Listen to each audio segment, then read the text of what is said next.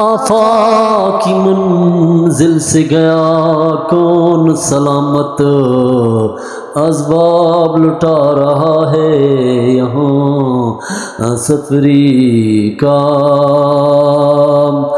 Welcome dear viewers, today my contents about the افاقیت۔ دوستو افاقیت افاق سے نکلا ہے۔ افاقیت ویسے عالمی ادب میں اس کی ایسا ادب لکھا جائے جو عالمی ادب یعنی پوری دنیا میں جو ہے اس کو مانا جائے، جس طرح غالب کی شاعری ہے، جس طرح رنج سے ہو کر ہوا انسان مٹ تو جاتا ہے رنج، مشکلیں مجھ پہ اتنی آ پڑی کہ آسان ہو گئی۔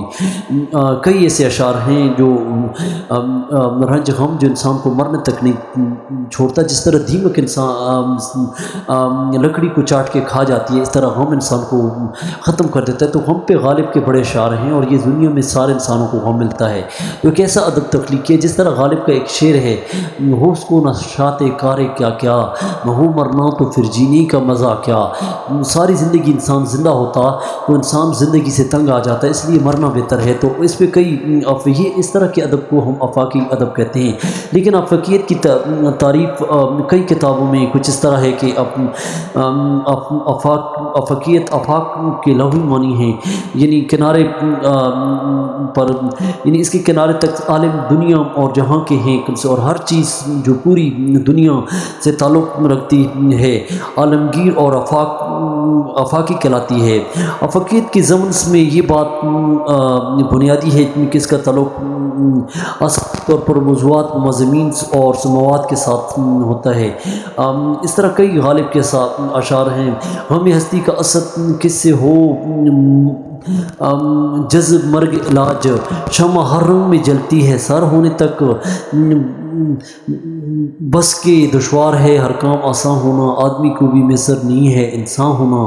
تو افاقی ادب میں کئی ایسے اشعار شاعروں نے افاقیت پہ، جو افاقی ادب پہ لکھا ہے، ایسا ادب تخلیق کیا جائے جو دنیا اس کو کرے، جو لامحدود ہو، جو ایسا ادب لکھا جائے جس کو دنیا کے سارے لوگ تسلیم کرتے ہیں، ساری دنیا گلوبس اس کو آفاق ویسے کئی معنی کرتا ہے، جس میں دنیا ہے، عالمگیر ادب جس کو ہم کہتے ہیں، جس کو جو ہے تمام دنیا تسلیم کرے۔ تو یہ ہم نے آج چھوٹا سا ٹاپک آپ کو سامنے بیان کیا جو غالب کے اشعار میں، تو اس کی کئی کتابوں میں اس کی حوالے ہو سکتے ہیں، لیکن ادب کے لحاظ سے ہم نے، آپ لوگ میرا یوٹیوب چینل ٹینشن ڈسک کو سبسکرائب کریں اور ویڈیو کو شیئر کریں، اور اس طرح کی ادب کے بارے میں آپ کو نئی نئی ویڈیو ہم سے بتائیں گے۔ Thank for watching.